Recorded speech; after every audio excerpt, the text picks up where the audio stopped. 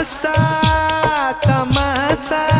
एकटा वायरस केलकै सबका दासा दासा 2020 में भेलै तमाशा एकटा वायरस केलकै सबका दासा कोरोना 2021 में देतो ये है नसिया तू सबसे हटल रहबे रे 2021 में देतो ये है नसिया तू सबसे हटल रहबे रे।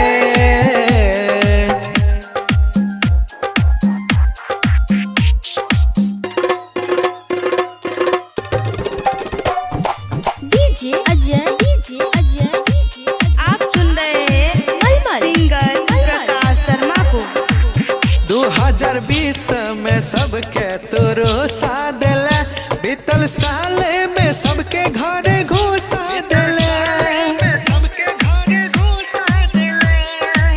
2020 में सबके तुरुसा दिले बीतल साल में सबके घरे घुसा दिले तोरे सबके जे कलही बर्बादी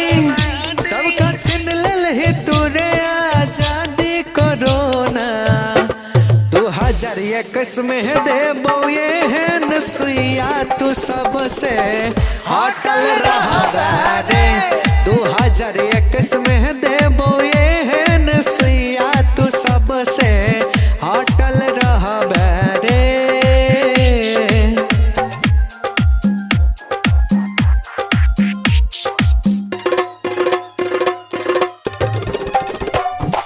डीजे अजय आप सुन रहे हैं सिंगर प्रकाश शर्मा को।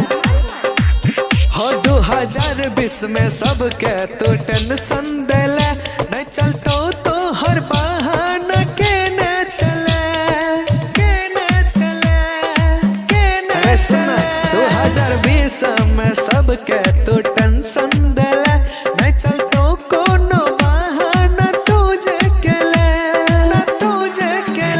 प्रकाश दै छौ तोरा रे चेतावनी जो नहीं तो सौरभ दे तो सुयाहानी कोरोना 2021 में देबो ये है नसिया तू सबसे हटल रहबे रे 2021 में देबो ये है नसिया तू